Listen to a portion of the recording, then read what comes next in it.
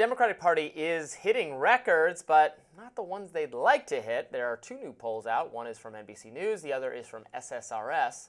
Let's start with the SSRS poll. In that one, 57% of Democrats and left-leaning independents say that Democrats should stop the Republican agenda, as opposed to working with the GOP to squeeze in some of the Democrats' ideas. 52% of Democratic-aligned adults say Democratic leadership is taking the party in the wrong direction. And 63% of Democrats have a favourable view of the party, while only 29% of the American people overall feel that way. The poll also shows that the overall Republican Party approval rating is at 36%. Then there's the NBC News poll. 27% of overall voters have a positive view of the Democratic Party. 65% of Democrats would prefer if the party stuck to their guns and not made legislative compromises. Last week, Democratic congresswomen like Alexandria Ocasio-Cortez and Jasmine Crockett blasted Charles Schumer for supporting the congressional spending bill. In an interview with the New York Times, however, Senate Majority Leader Chuck Schumer said he's still the right person to lead the party. While he conceded that he shouldn't be the only person leading the way, he told the Times, "I'm sort of like an orchestra leader, and there's a great deal of talent in the orchestra, and my job is to highlight all those talents and emphasize those talents." To further illustrate the disagreement within the party, Senator John Fetterman took some shots at AOC over the CR bill, telling The Hill, "I hope you can relay how little I care about her views on this. I'm going to stand on what I happen to believe is the right thing to do, but ask her what's the exit plan once we shut the government down. What about all the millions of Americans who are going to have their lives damaged?" Fetterman also criticized a Choose Your Fighter video that Democrats had uploaded on social media, calling that one bizarre. Crockett was featured in that video, and she had a response for Fetterman. What's your response to Senator Fetterman? He's not the one to talk about anything. I mean, this is a guy that doesn't seemingly want to own a suit. I'm not really sure. But I don't show up in hoodies when I'm going on the floor. Young Turks host Cenk Uygur wrote on X, "Democratic Party's at 29% approval rating. Republicans are only at 36%. People in Washington are stunned. That's the least surprising thing to me. Democratic leaders were exposed as frauds in this election.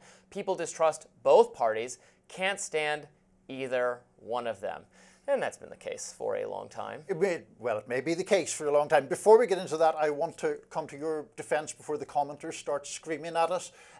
You were misled in the script in that Charles Schumer is not the majority leader. Yes, he's the minority leader. That, so yes. just we'll be clear. Yes, Democrats are out of power in every way. He does remain the leader of the Democratic Senate contingent for still some time, although there is such widespread frustration with him. I just saw it reported by the New York Times that he is pausing his book tour. He has a new book out that he's been advertising, that is going to be paused. I think he's reading The Room, and he is not trusted to lead the Democrats at this moment in time. Well, I think that's right, because I think he is someone who espouses or is emblematic of a fairly non-confrontational approach. And I think that is not what the Democratic Party wants right now. It's not what the Democratic base wants. Right. Right. I mean, they don't know what they want. They're figuring out what they want. There's certainly, I think, a difficulty in establishing a message. And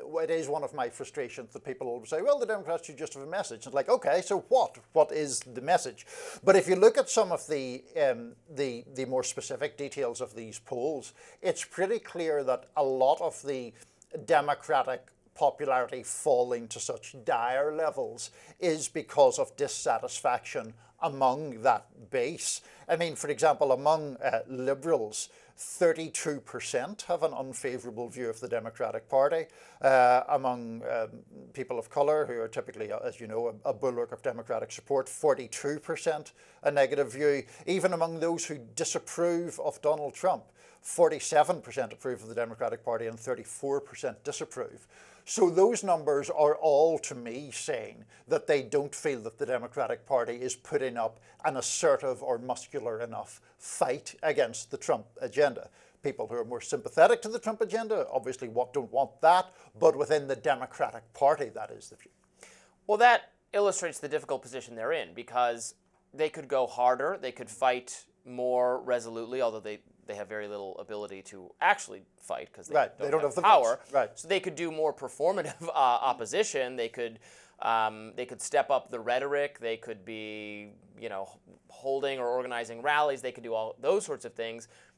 That would make, yes, the liberal activist base, a significant number of people, more happy. I think their fear is that, but then they also have to bring in, because their coalition is just not large enough. So how do you bring in, Trump people who are disaffected with what's going on? And they think, well, if we're just really dial up the anti-Trump rhetoric and we're just, oh, he's so awful, he's deporting people, it's so bad. They worry, knowing, as we discussed earlier, that doing more on immigration is what brought him to power. So if they rail against how evil that is, will that actually bring more people to the Democratic side?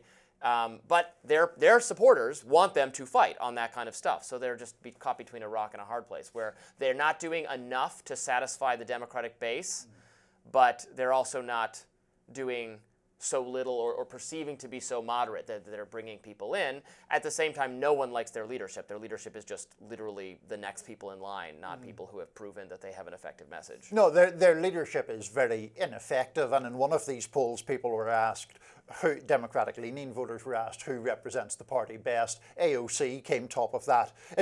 She had 10%, so not a massive number, but it was an open-ended question. So there are like 25 names there. 10% in that respect isn't bad. But look, in terms of the argument that you're making is one about sort of electoralism versus conviction in a way. And so it is, I think, important to recognize that there is a very significant part of the Democratic base that genuinely believes Donald Trump to be a real threat to American democracy, American civility, to civic life in this country. And obviously they are not going to want Democratic senators to cross the aisle to pass spending bills that Trump wants. Then you have a broader argument, particularly on, you mentioned immigration. You and I have spoken quite a lot about the trans issues or issues of quote-unquote identity politics, which tend to cut the wrong way for Democrats oftentimes. And so the question is, what is the fiery but popular approach? I have made the argument before that I think an economic populism, a greater or frankly more left-wing economic policy, and a dialing down of some of the cultural stuff would be more effective, but that's a debate for the Democrats to resolve. But should they have let the government let the spending bill not go forward and let the government shut down? Because to my mind, I think that would have been a stupid idea on their part, because their whole message right now, to the extent they have a message, is about the chaos of how the alleged chaos, I don't view it as chaos, but a little bit of chaos, that Elon Musk and Donald Trump are doing to fire lots of federal employees and shut down lots of departments. And they're saying that it's just so irresponsible to do it this way and let this happen. Oh, but yeah, we're perfectly willing to let that happen too. I think that would have undercut their message so substantially. To the extent any of this matters at all, that seemed to me like not a good idea. Given their specific, what their beef is right now with the administration, the big one is various aspects of the government shutting down, federal employees losing their jobs. They were going to be responsible for that exact thing happening. And, they could argue, well, it's really Republicans' fault because we don't like the way they did the bill. That's getting into the weeds. I think it would have been a bad mistake. I think it would have been difficult, and this is the difficulty I think that they're in when they literally don't have the votes. AOC's theory was if you'd voted it down in the Senate, you could have brought the House back into session, already gone. Past the 30-day It's not going to happen. And then renegotiate the thing. And there's no reason to suppose that Republicans would vote for that. So a lot of the schisms in the Democratic Party right now are fundamentally rooted in the fact that they don't have the votes, certainly in the House, to thwart Republicans, and therefore you get into this difficulty of leaning on the Senate filibuster to do it. Dubious. Up next, what did Germany know about COVID's potential lab leak origins? We will discuss with one of my favorite guests, Alina Chan. Stay tuned.